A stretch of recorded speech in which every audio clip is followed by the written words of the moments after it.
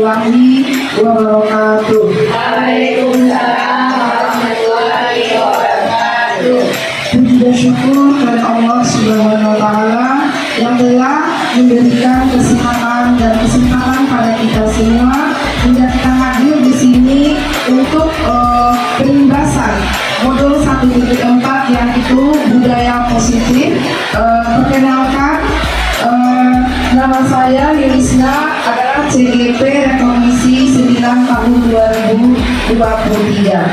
Selawat dan salam tidak lupa pula kita hadiahkan kepada Nabi besar kita Muhammad SAW berupa doa Allahumma sholli ala sayyidina Muhammad wa ala ali sayyidina Muhammad.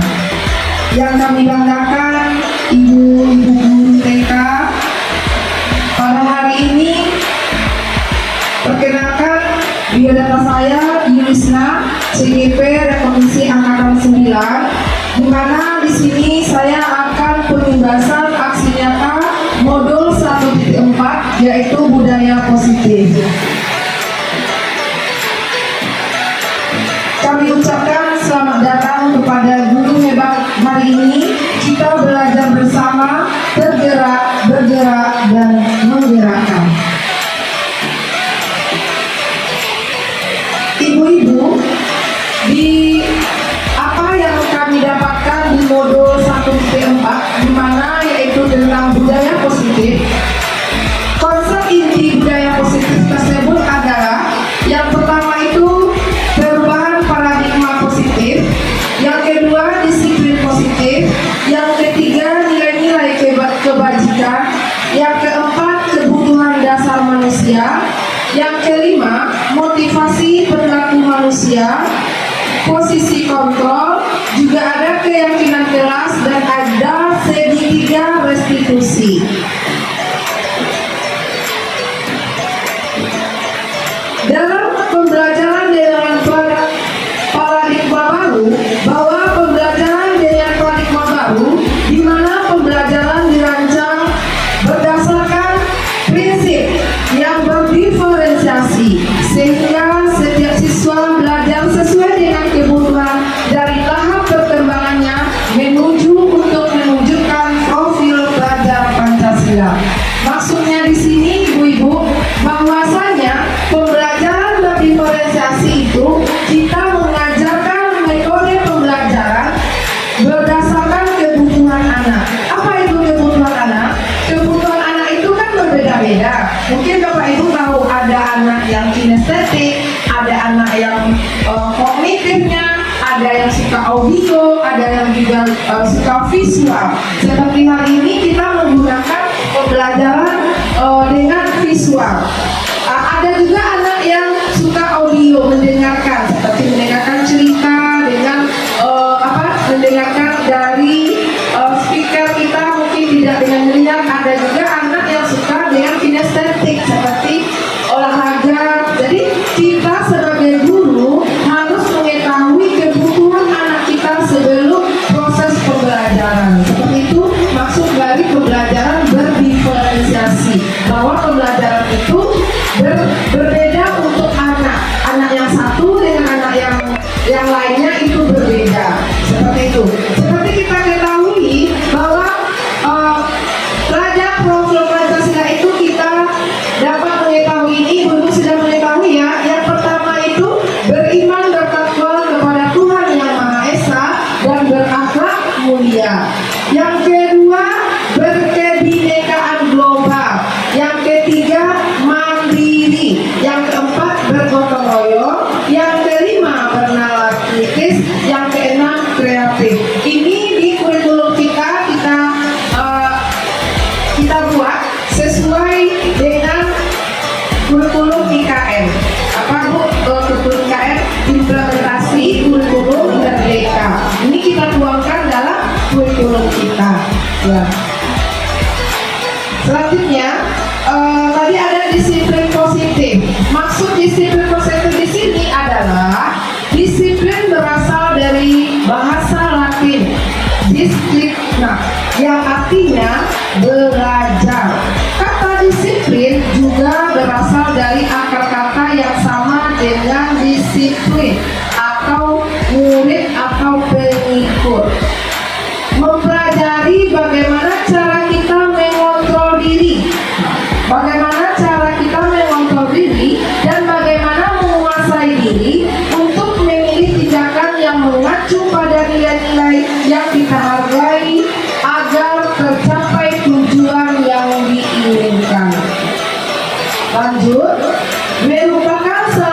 yaitu cara penerapan disiplin yang bertujuan untuk menumbuhkan kesadaran serta memberdayakan peserta didik tanpa imbalan dan hukuman.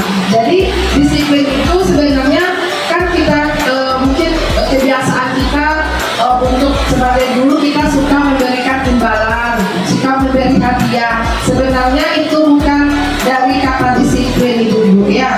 Sebenarnya disiplin itu harus datang dari diri sendiri. Kita lihat selanjutnya ya. Ini tujuan kita pendidik sebagai pendidik menciptakan anak-anak yang memiliki disiplin diri sehingga mereka bisa berperilaku mengacu memiliki motivasi intrinsik dan bukan ekstrinsik. Maksudnya di sini motivasi itu, disiplin itu datang dari dalam diri anak itu sendiri, bukan karena hukuman, bukan karena imbalan atau hadiah yang diberikan oleh ibu gurunya, tetapi datangnya motivasinya itu dari dalam dirinya. Yang bukan ekstrinsik itu maksudnya motivasi yang datang dari eksternal, seperti tadi hadiah, hukuman atau pengakuan sosial. Begitu ya Bu, tujuan dari kita menerapkan disiplin positif itu kepada anak.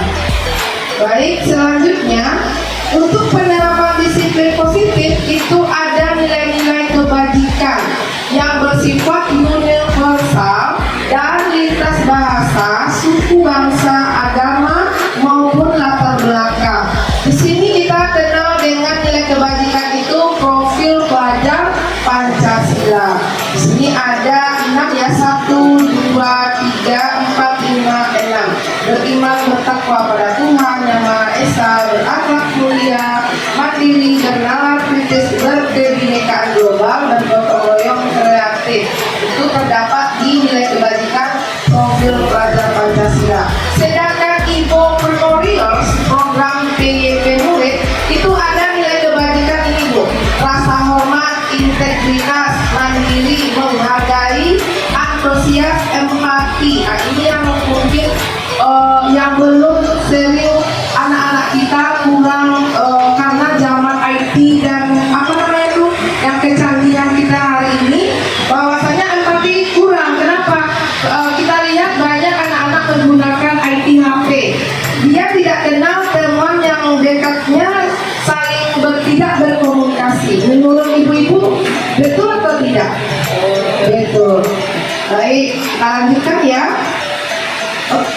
Di sini ada keingintahuan, kreativitas, kerjasama, percaya diri, dan komitmen. Selanjutnya 9 pilar karakter Indonesia Heritage Foundation atau IAF. Di sana bahasanya ada cinta Tuhan segenap ciptaannya, kemandirian dan tanggung jawab, kejujuran, amanah, diplomatis, hormat dan santun, dermawan, suka menolong dan gotong royong, percaya diri, kreatif, bekerja keras, kepemimpinan dan keadilan baik, dan rendah hati, toleransi dan kedamaian kesatuan. Ini ada di Indonesia, di nilai kebajikan ada di profil pelajar Pancasila. Ini sebenarnya banyak ibu-ibu ini yang mungkin yang sering kita lakukan kepada anak-anak untuk menerapkan disiplin positif untuk mereka. Selanjutnya kita ke kebutuhan dasar manusia. Ibu-ibu, seperti kita ketahui, kebutuhan dasar manusia itu bahwasanya murid kita itu mempunyai 5 kebutuhan dasar. Betul ibu-ibu? Betul. Murid kita butuh kebutuhan hidup, harus dipenuhi, ada kasih sayang dan rasa diterima, ada penguasaan, ada dia ingin kebebasan. Maksudnya di sini kebebasan yang bagaimana? Kebebasan yang kebebasannya itu Bu Yanti, kebebasan anak di sini, kebebasan dia merdeka itu yang terarah gitu ya Bu Ibu ya. Ada kesenangan, ini kalau untuk anak usia TK ini diperlukan. Dalam proses pembelajaran, dia belajar itu didahului dengan rasa senang. Kalau dari rumah dia tidak senang atau menangis sampai akhir pembelajaran di TK, khususnya kita ini ya, pasti anak itu bermasalah. Ya Ibu, jadi untuk kebutuhan dasar murid kita ini perlu kita ketahui anak-anak kita kebutuhan mana yang belum dipenuhi anak kita, supaya kita dapat mengetahui untuk proses belajar selanjutnya. Ya, mungkin dalam ini Bu, dalam kebutuhan hidup ini mungkin ibu-ibu ngerti nggak apa itu kebutuhan dasar menuju kebutuhan hidup seperti apa? Mungkin anak-anak kita kalau dia kekurangan dari kebutuhan hidup. Boleh berpendapat siapa? Yang belum, misalnya ada anak kita itu kekurangan dari kebutuhan hidupnya seperti apa, misalnya berpengaruh kepada hasil belajar mereka seperti apa? Coba Ibu Enti, mungkin Bu Enti bisa menjelaskan apa mungkin yang belum didapat anak, seandainya anak belum mendapatkan kebutuhan hidupnya. Misalnya waktu dia pergi sekolah, anak-anak tidak sarapan di rumah, dia lapar karena kebutuhan hidupnya makan tidak terpenuhi, dia merasa lapar, otomatis konsentrasi dia untuk menerima pembelajaran akan berpengaruh. Terus menjadi kebutuhan, misalnya tidur dia kurang cukup, akhirnya dia mengantuk, otomatis nanti pas pembelajaran juga mempengaruhi keceriaan dia, kesiapan dia menerima pembelajaran, kesiapan dia menerima materi. Malahan mungkin aturan temannya mau mengajak dia main, akhirnya moodnya tidak bagus. Nah, mungkin itu salah satu contohnya, kebutuhan makannya dan kebutuhan tidurnya. Tepuk tangan buat Bu Yenti. Terima kasih, apresiasi buat Bu Yenti. Betul. Kenapa kita harus menyetor? Karena mungkin anak datang loyo, datang ke sekolah atau tidak bersemangat dan belajar. Berarti kita sebagai guru harus mengetahui, ini mengetahui masalah apa ya yang anak ini, yang didapat oleh anak ini. Jadi kita mungkin tidak makan dari rumah, apa penyebabnya. Jadi kita sebagai guru harus cepat tanggap ya Bunda Trailernya, cepat tanggap atas kebutuhan pada murid kita. Baik, terima kasih Bu Yenti. Selanjutnya di sini ada, tadi kita sudah belajar tentang motivasi. Motivasi perilaku manusia ini adalah dorongan yang timbul dari diri seseorang secara sadar atau tidak sadar untuk melakukan suatu tindakan dengan tujuan tertentu. Nah, jadi motivasi ini pasti kita mempunyai tujuan tertentu untuk melakukan suatu kegiatan. Nah, begitu ya. Selanjutnya, motivasi perilaku manusia ini ada 3 ini. Di sini menghindari ketidaknyamanan dan hukuman. Seperti murid melakukan disiplin karena ia takut dihukum. Karena takut dihukum, ini merupakan motivasi ekstrinsik dari luar.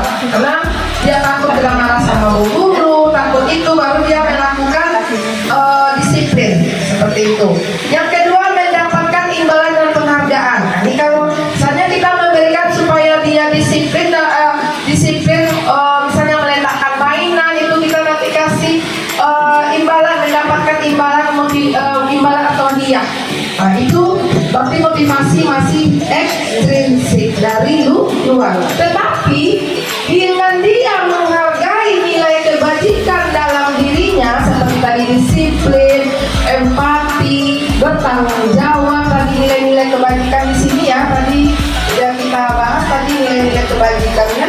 Di sini ada kerjasama, percaya diri, empati, integritas, mandiri. Jadi di sini anak kita nanti menghargai kalau dia dari diri sendiri, tapi dia udah tahu menghargai nilai-nilai kebajikan itu sudah tertanam pada dirinya. Murid melakukan disiplin karena sadar akan nilai-nilai kebajikan dirinya. Ini adalah motivasi intrinsik. seperti itu. Apa perbedaan motivasi ekstrinsik dan motivasi intrinsik? Oke dulu, lanjut. Konsep disiplin identitas gagal. Ini akan kita bahas. Ada konsep disiplin itu, ya dibilang gagal itu apa? Itu Bu, ada hukuman, penghargaan. Menurut ibu-ibu kita di TK ini ada berupa hukuman pada murid. Insya Allah kita tidak ada untuk hukuman ini lebih jarang ya. Kadang tapi tidak pernah sama sekali kita menghukum anak ya. Karena apa, di sini anak menyakitkan, tidak nyaman, murid takut, memaksa murid menyembunyikan kesalahannya, murid menjadi rendah diri. Kalau anak ibu disuruh ke depan berdiri dengan satu kaki, pegang telinga, itu berupa apa tuh? Hukuman, ya, berupa hukuman. Disuruh ke depan, berdiri di sudut, kerjakan tugas, tulis kesalahan, minta maaf 1000 maaf.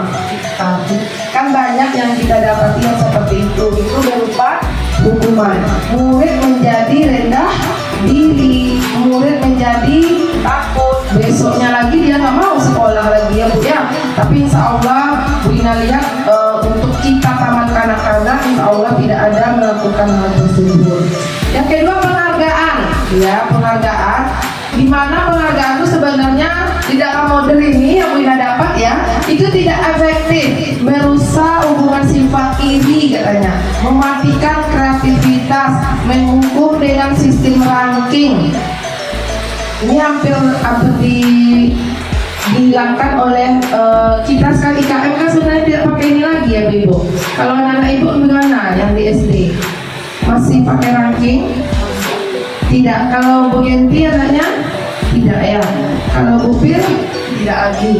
Cuma rankingnya ini mungkin gurunya saja yang tahu anak-anak itu berapa nilainya itu ya. Yang kelima, merampas hak menghargai dirinya. Ya, maksud di sini hukuman dan penghargaan itu adalah konsep disiplin identitas gagal. Selanjutnya, ini ada konsep disiplin identitas sukses. Nah, yang sukses itu dia mempunyai konsekuensi dan juga restitusi. Apa itu konsekuensi? Dimana yang pertama, penguatannya jangka pendek, perlu monitoring berkelanjutan, stimulus atau respon, murid menghormati peraturan. Ya, dia punya konsekuensi untuk menghormati peraturan yang telah dibuatnya. Yang kelima, kehilangan waktu merenungi kesalahannya. Maksudnya dia, perbuatan saya tadi itu salah ya, datang dari diri sendiri. Di sini restitusi, murid itu, ini hidup konsep disiplin sukses ya, murid bertanggung jawab untuk perilakunya. Maksudnya bertanggung jawab atas kesalahan yang telah dibuatnya. Maksudnya dia salah, dia tahu nanti apa solusi dari kesalahannya tersebut. Yang kedua, fokus pada pemecahan masalah. Yang ketiga, murid menghormati dirinya dan orang lain. Di sini ada teori kontrol, dirinya memegang kontrol. Coba Bu Ina tanya dulu, Bu Ibu tolong pegang tangannya, kepal. Lalu kalau misalnya Bu Ina gini, ini Ibu punya prinsip udah punya prinsip nih ya. Ibu, ayo kita terjun ke sungai ya. Kalau Bu Trelen bagaimana? Tidak. Jawabannya? Karena terjun ke sungai, apa tujuan kita mau terjun ke sungai? Iya. Nah, belum tentu apa air sungainya dangkal atau air sungainya dalam. Itu. Iya, tentang buat Bu Trelen. Satu ini, bisakah Bu Ida yang pemegang kendali atas ibu-ibu? Tidak. Yang memegang kendali itu adalah diri kita sendiri. Tidak bisa orang lain yang memegang kendali itu, mau baikkah kita, mau burukkah kita, pasti diri kita sendiri.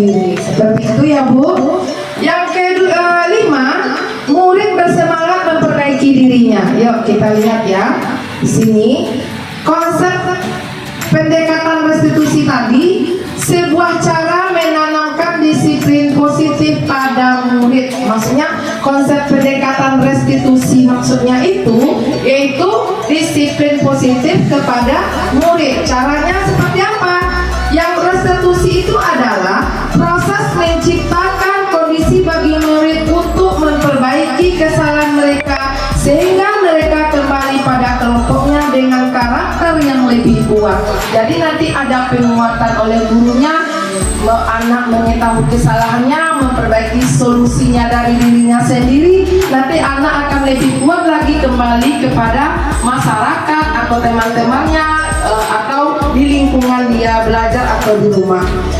Ciri-cirinya bukan menebus kesalahan, memperbaiki hubungan, tawaran bukan paksaan, menuntun ke dalam melihat dirinya, mencari kebutuhan dasar yang mendasari tindakan, menguatkan dan fokus pada solusi. Itu maksudnya fokusnya pada solusi. Kita nanti melihat bagaimana cara kita melaksanakan segitiga resolusi.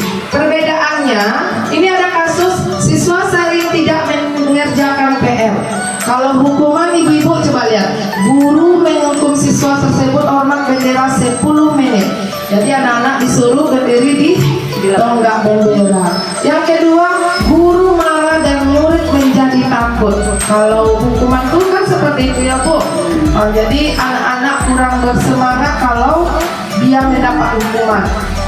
Kalau konsekuensi, guru memberikan konsekuensi untuk mengerjakan PR-nya saat istirahat atau dikerjakan sebanyak 3 kali. Guru tegas, siswa menghormati peraturan. Ini konsekuensi. Coba kita lihat restitusi. Restitusi ini hasilnya guru menanyakan keyakinan kelas atau dirinya dan membantu siswa menyelesaikan masalahnya. Guru terbuka dan siswa menghormati dirinya dan orang lain. Jadi ini perbedaannya ya ibu-ibu, hukuman, konsekuensi dan restitusi seperti yang kita bahas sebelumnya tadi. Lanjut.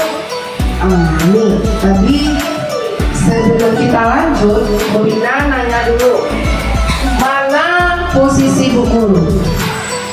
Ada 5 posisi kontrol. Ini bawa palu, ini Pak Guru tegas, ini berteman, ini pemantau, ini manajer. Menurut sebelum Bu Ina jelaskan, Bu Guru di sini sebagai apa yang paling bagus? Silakan. Siapa yang tunjuk tangan? Silakan. Nggak apa-apa salah, nggak apa-apa. Siapa yang bisa menjawab? Arsi? Coba, Ibu Pink. Sebagai apa Ibu di sini? Yang mana?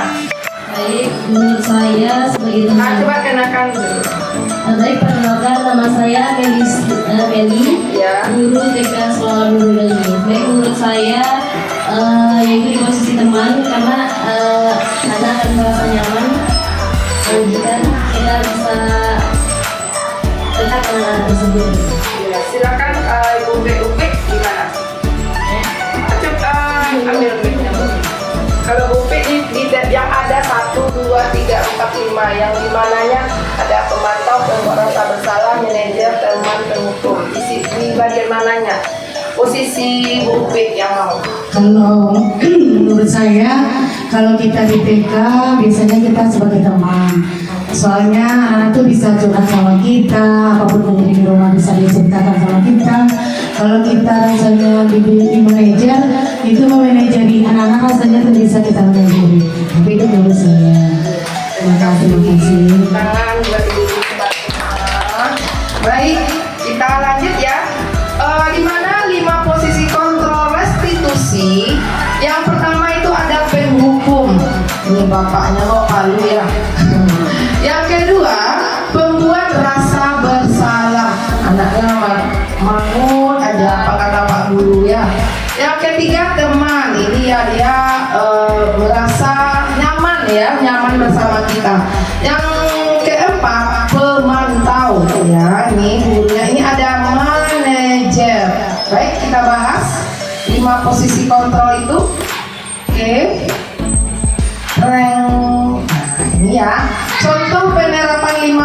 posisi kontrol, siswa tidak memakai atribut lengkap saat upacara. Ya Bu, sebagai penghukum, patuhi aturan sekolah, lalu berdiri di depan kelas. Penghukum ya, penghukum. Iya. Penghukum yang berbuat salah, berapa kali Bu Guru harus memberitahu nak? Bu Guru kecewa sama kamu. Yang ketiga, teman, ayolah yang tertib. Buat Bu Guru bangga. Kali ini tidak apa-apa kamu berbuat salah. Atau Bu Guru, ini teman ya. Karena dia berteman tuh kata-katanya itu kalau buat salah nggak apa-apa. Nah gitu katanya. Kalau pemantau, kamu sudah melanggar apa peraturan dan konsekuensinya. Nah, itu katanya kalau pemantau. Dia berkata apa konsekuensi kamu telah berbuat salah. Sedangkan manajer, ya ini Bu, apakah kamu tahu kesalahanmu nak? Kira-kira bagaimana kamu akan memperbaiki kesalahanmu? Ayo Ibu, mana dari 5 posisi kontrol ini mana yang kita pakai? Manajer, kalau di bahasanya manajer. Tapi kalau belajar sebenarnya nggak kayak gitu kan? Nah, ya, jadi di budaya positif 5 posisi kontrol itu yang paling baik itu adalah posisinya sebagai manajer. Memang teman, tetapi kadang teman ini karena terlalu akrab, nanti dia menganggap oh Bu Guru itu nak marah-marah itu, Bu Guru itu murah tuh. Nah, jadi seperti dia anggap apa gimana tuh Bu? Sepele ya Bu ya kalau kita teman. Tapi dia bagus teman, tapi bagus juga. Tapi di dalam 5 posisi kontrol dalam penerapan budaya positif itu paling bagusnya guru di manajer. Ya, lanjut. Kita membuat Ibu mungkin Bu Yanti juga sudah tahu itu keyakinan kelas kita ya. Keyakinan kelas di sini mengapa ini Bu Ina mau dengar pendapat Ibu. Mengapa keyakinan kelas? Mengapa tidak peraturan kelas? Siapa mungkin yang bisa menjawab?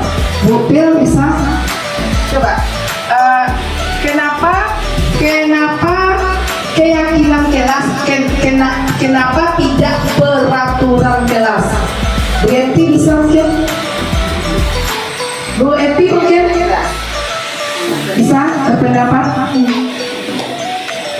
Mengapa keyakinan kelas? Kenapa tidak peraturan kelas? Silakan Bu Eti. Menurut pendapat saya, Ya. mengapa dikatakan kelas? Mengapa tidak peraturan kelas? Sebagaimana yang kita ketahui bahwa di TK karena dunia kita bermain sambil belajar, makanya kita jangan menganggap ada peraturan gitu. Seolah-olah apa yang kerjakan anak harus peraturan. Tapi walaupun memang ada aturan, kita sebagai guru yang menyadari peraturan itu, tapi jangan diperlihatkan, dipaksakan kepada anak. Jadi kita buat anak yakin dengan yang kita perbuat kita akan berhasil, kita akan disayangi teman, disukai itu. Makanya jangan dibilang peraturan kelas, sebaiknya dibilang keyakinan kelas. Anak diajarkan, dididik untuk merasa yakin dengan adanya peraturan. Memang peraturan itu ada, tapi kita menanamkannya kepada anak dengan melalui keyakinan. Ada pendapat yang lain? Yanti mungkin ada? Silakan Yanti.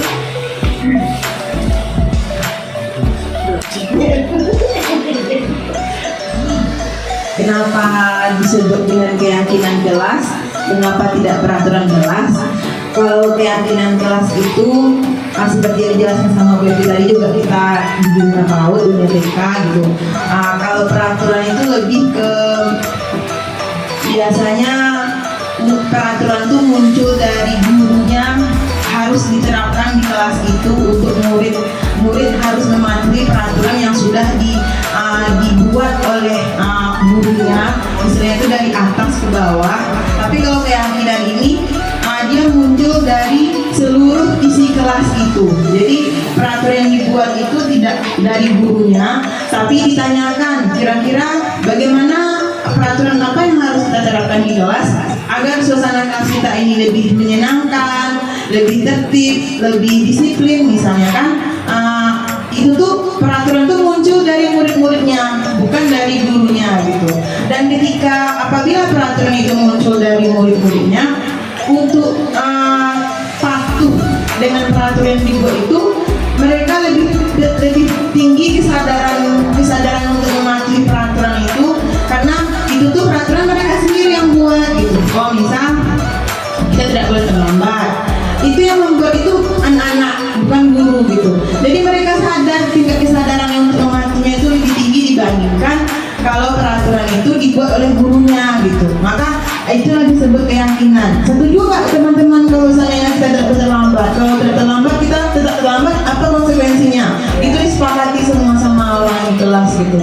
Jadi akhirnya peraturan itu jalan, makanya disebut dengan keyakinan, karena semua dalam lokal anggota murid yang dalam lokal itu, warga lokal itu, mereka yakin dengan mematuhi keyakinan bersama-sama, terwujudlah yang namanya disiplin tadi, suasana yang menyenangkan tadi gitu. Itulah yang membedakan kenapa keyakinan kelas bukan sebuah peraturan kelas. Tangan buat Bu Yenti, mantap ya, hebat Bu kami. Ya, betul apa yang dikatakan Bu Yanti dan Bu Epi tadi ya, bahwasanya keyakinan kelas, kenapa tidak peraturan kelas? Ini keyakinan kelas itu dibuat bersama dengan warga kelas, dengan anak-anak kita ya, kita sepakati dengan anak. Sedangkan peraturan itu tidak boleh berikut, tidak boleh berjalan, tidak boleh.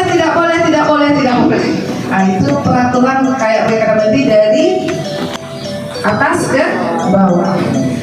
Kita melihat mengapa kita memiliki peraturan tentang penggunaan helm pada saat pengendara roda 2 dan motor. Menurut Bapak Ibu ini gimana? Kenapa? Supaya keselamatan diri kita. berarti datangnya dari Dari diri sendiri. itu Kalau ingin selamat ya pakai helm, kalau enggak ya tanggung sendiri. bahaya tertib. Tepuk tangan buat Bopi. Terima kasih. Ya, selanjutnya mengapa kita memiliki peraturan tentang penggunaan masker dan mencuci tangan setiap saat? Boleh duit? Kenapa tuh duit? Mencuci tangan dengan memakai masker kayak pandemi kemarin ya? Kenapa? Karena kita merasa kalau kita mencuci tangan dan memakai masker, kita akan terlindungi dari bahaya atau virus-virusnya. Tangan buat Bu Iwi. Ya.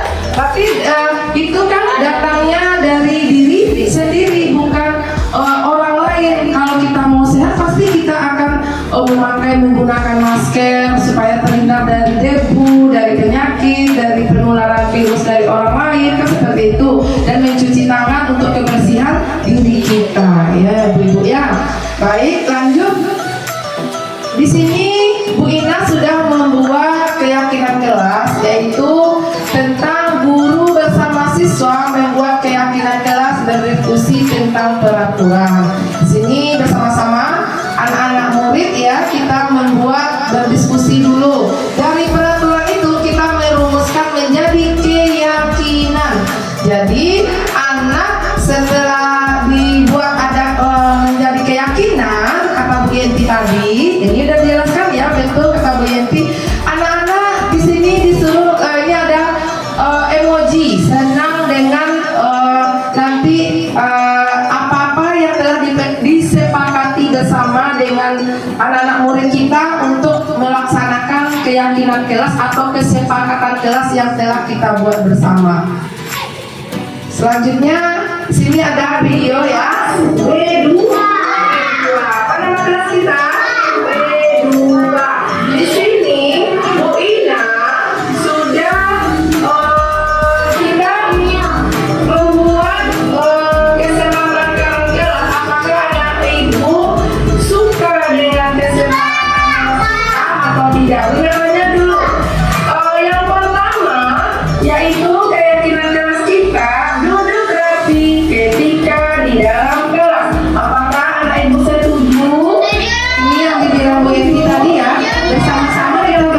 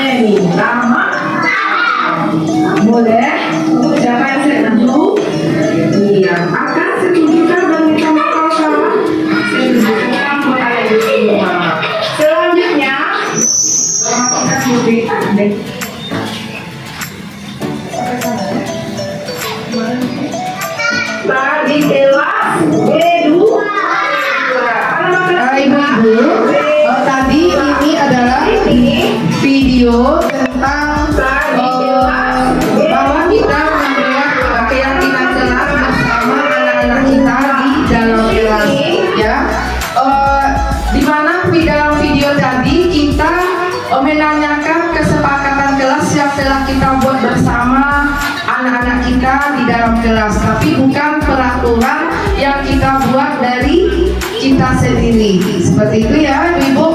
Bagaimana membuat keyakinan kelas? Di sini lebih abstrak dari peraturan, ya, maksudnya lebih luas, gitu ya, Bu. Yang kedua berupa pernyataan universal, maksudnya diketahui oleh orang banyak, dibuat dalam bentuk positif, maksudnya bentuk positif ini kata-katanya yang positif. Yang keempat, sedikit saja agar mudah diingat oleh anak kita. Kalau panjang-panjang, Bu, di dalam kelas tidak boleh berjalan ini. Panjang, tapi apalagi untuk anak PAUD, anak TK, ingatannya itu tidak disalaman, jadi sebentar. Jadi kalau dapat kata-katanya itu pendek dan mudah diingat. Ya, ini mungkin nanti bisa Ibu terapkan di lokal kita masing-masing. Selanjutnya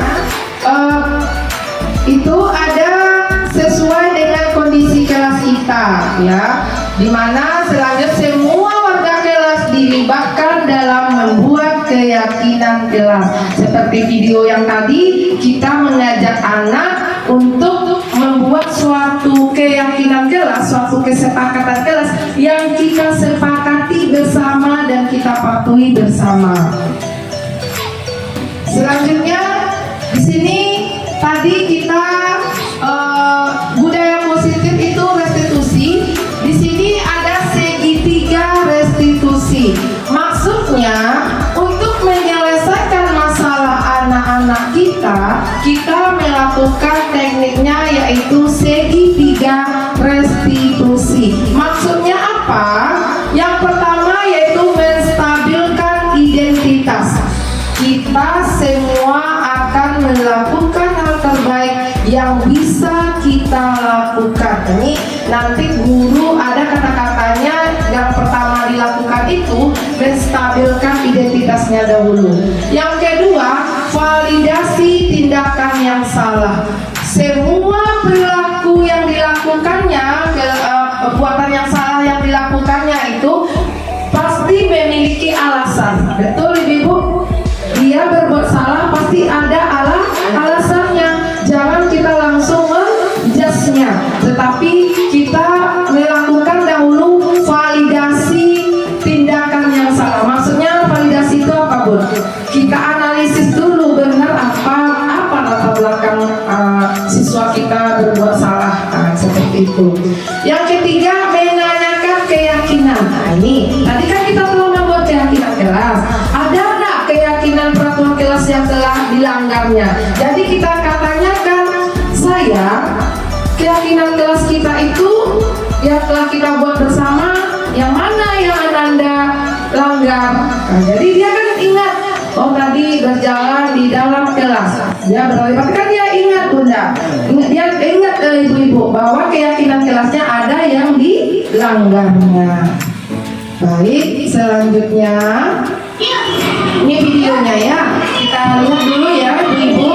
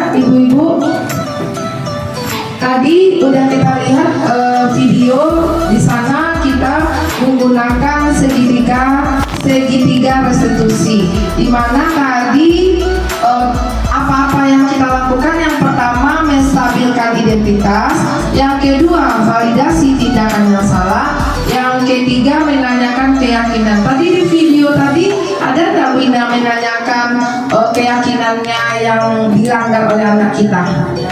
Nah, ya seperti itu ya Ibu, maksudnya untuk melakukan segitiga restitusi itu bahwasanya kita mempunyai langkah-langkah ada 3. Yang pertama menstabilkan identitas, yang kedua validasi tindakan yang salah, yang ketiga menanyakan keyakinan. Seperti itu ya Bu-Ibu. Lanjut. Lihat tadi ya videonya.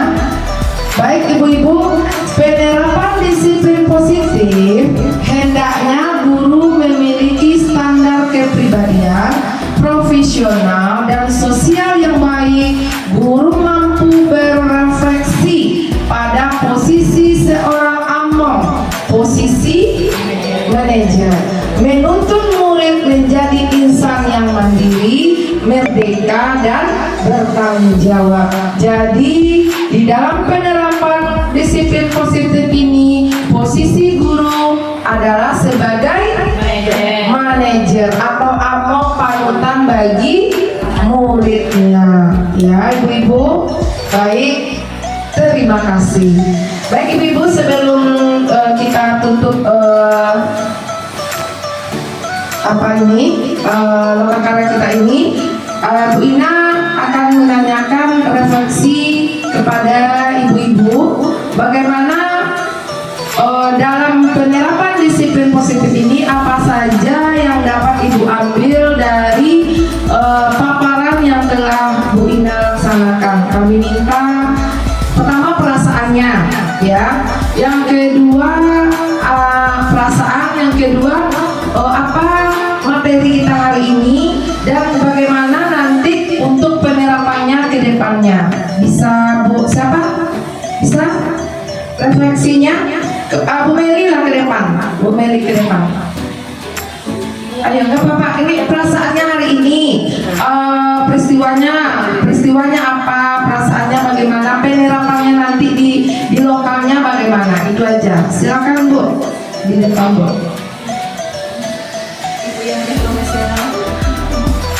Bu Ellen bisa?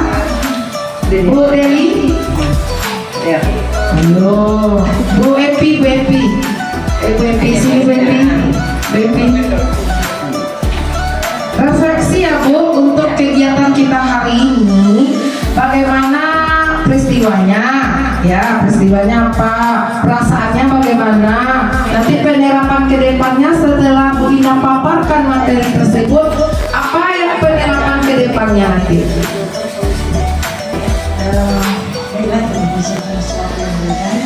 Kalau di sini saya sebagai peserta di kegiatan ini, di mana sesuai dengan peristiwa tadi ya, peristiwa ini di mana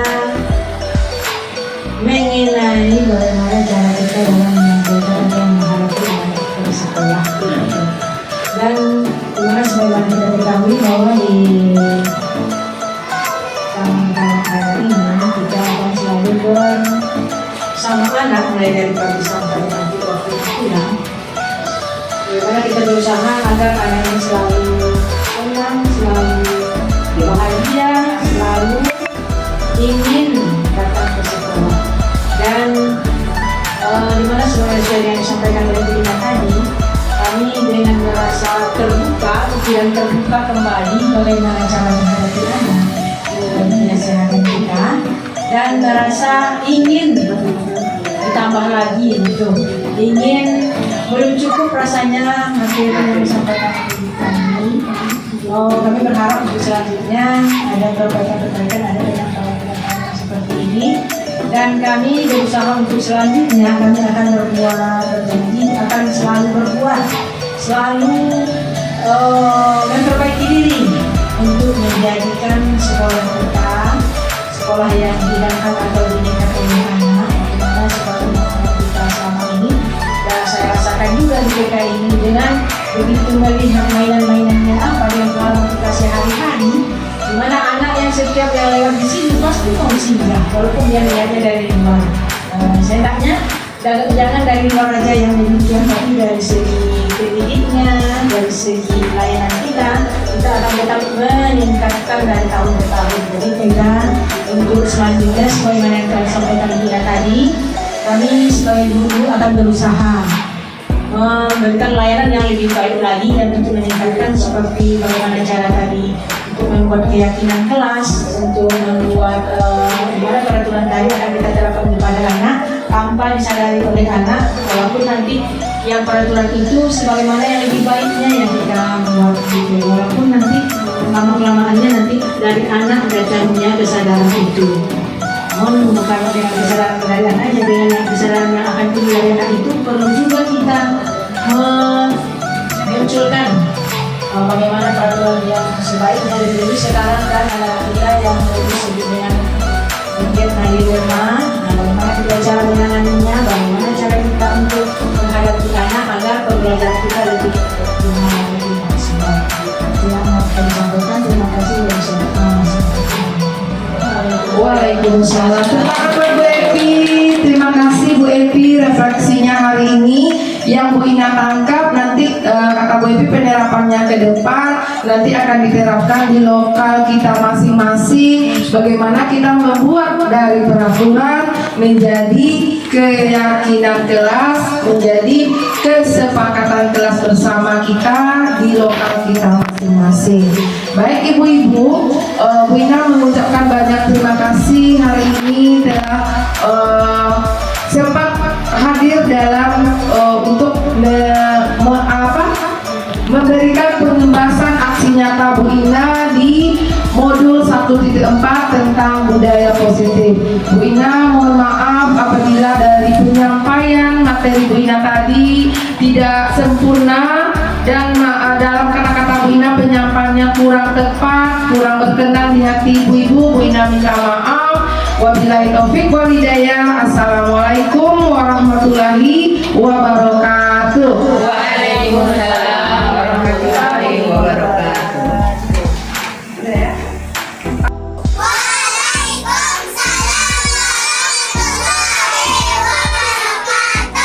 Anak pintar, yes. Anak soleh, yes.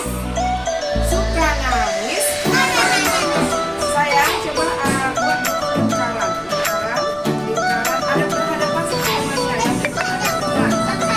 ada sama temannya. Enggak ada kucing sayang. Yang perempuan juga.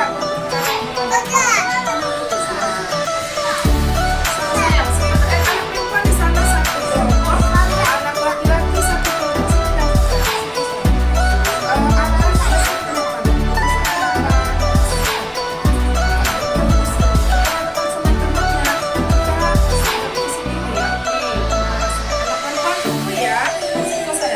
Sayang, hari ini kita mau buat keyakinan kelas apa sayang? Kita di kelas B2. Apa nama kelas kita? B2. Di sini Bu Ina sudah kita membuat kesempatan kangen kelas. Apakah anak ibu suka dengan kesempatan kelas kita atau tidak? Bu Ina tanya dulu. Yang pertama yaitu keyakinan kelas kita duduk rapi ketika di dalam kelas. Apakah anak ibu setuju? Setuju? Ada yang tidak setuju? Yang kedua, berbicara dengan suara lembut. Setuju apa tidak setuju? Yang setuju tunjuk tangan. Iya, apa tadi kesepakatan kelas kita? Keyakinan kelas kita? Berbicara dengan suara lembut. Tepuk tangan buat Najah, hebat ya. Yang ketiga, saling mendengarkan ketika guru dan teman berbicara.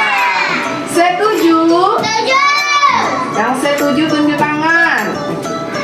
Si Arkan setuju sayang?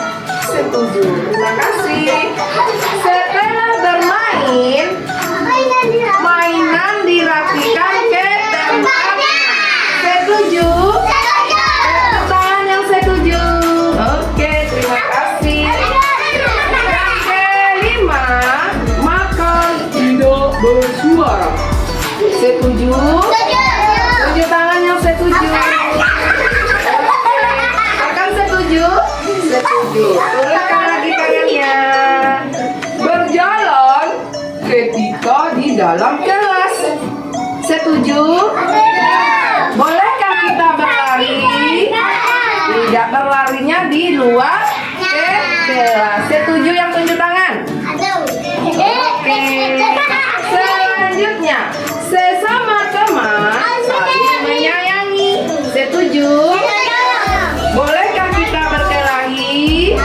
Boleh mencubit teman? Boleh menyipak teman? Boleh meninju teman? Yang setuju tunjuk tangan untuk tidak kita saling menyayangi. Angkat lagi.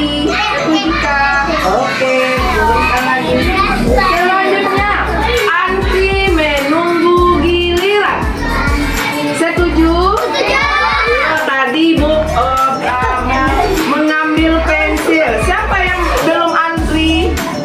Ayo, lihat tadi siapa boleh bersalah itu boleh. Kalau kita mengakui kesalahan kita itu lebih bagus. Siapa tadi yang tidak antri? Anak laki-laki apa anak perempuan? Anak siapa tadi? Anak laki-laki. Jadi kesepakatan kelas kita antri menunggu giliran. Setuju? Tunjuk tangan yang setuju. Dapat nggak setuju? Antrinya nggak setuju? Nggak setuju. Antri itu bagus apa tidak? Bagus karena kita siapa yang dulu itu yang dahulu. Kalau kita di belakang, kita terakhir, kita di belakang teman. Di belakang teman. Selanjutnya, jika salah meminta maaf. Boleh? Siapa yang setuju? Iya. Akan setujukah dan minta maaf kalau salah? Setuju. Kita membuat anak ibu semua. Balik, boleh.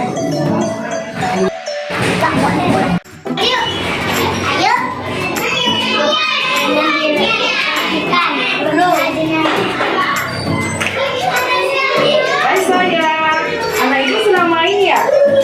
Iya. Ayo sini apa? Zudan, Fatih, Fauzan. Sayang, kita ada kesepakatan kelas. Kesepakatan kelas kita apa sayang? Iya. Ke tempatnya. Setelah bermain, mainannya dirapikan ke tempatnya. Ini kesepakatan kita bersama kak. Iya Zudan, Fatih dan Fauzan. Iya. Baik, hari ini anak ibu melakukan apa ya yang anak ibu lakukan? Setelah main tidak merapikan mainannya. Setelah ada kesepakatan kelas kita, apa yang kita lakukan hari ini? Merapikan mainan. Ya, boleh kita merapikan mainannya? Boleh. Ya, silakan.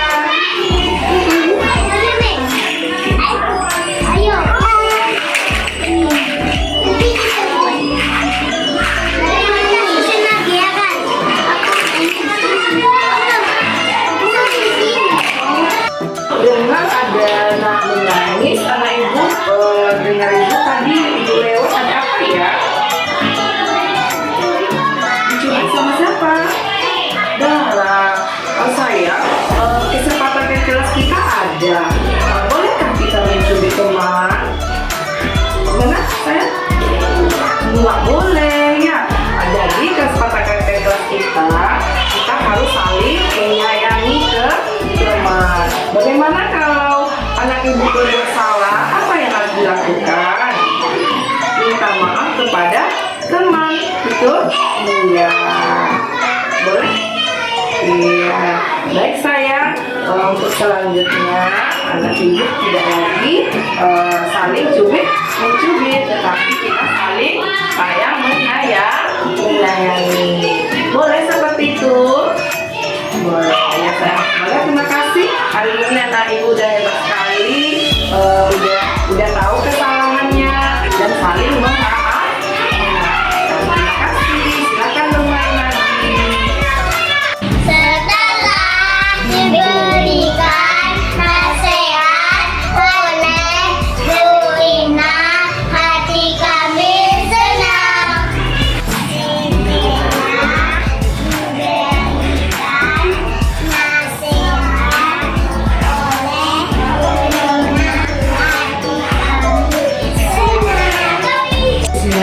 Bismillahirrahmanirrahim. Assalamualaikum warahmatullahi wabarakatuh. Saya Bisdawati, lokal B1 TK Bina Karya, merasa sangat senang adanya pengimbasan budaya positif oleh Bu Lisna kepada kami sebagai guru TK Bina Karya. Dengan adanya keyakinan kelas tersebut, anak-anak lebih tertib, lebih mampu untuk berbuat baik untuk kedepannya, dan anak pun merasa senang dengan adanya keyakinan kelas tersebut. Guru penggerak, tergerak, bergerak, dan menggerakkan. Assalamualaikum warahmatullahi wabarakatuh. Assalamualaikum warahmatullahi wabarakatuh. Perkenalkan, nama saya Meli. Saya berasal dari TK Sekolah Alam Nurul Ilmi. Baik, saya di sini sangat senang dengan adanya pengimbasan budaya positif dari Bu Yulisna, dan insya Allah dengan adanya pengimbasan budaya positif kami akan menerapkan di sekolahan. Baik, sekali lagi terima kasih kepada Ibu Yulisna SPD. Assalamualaikum warahmatullahi wabarakatuh.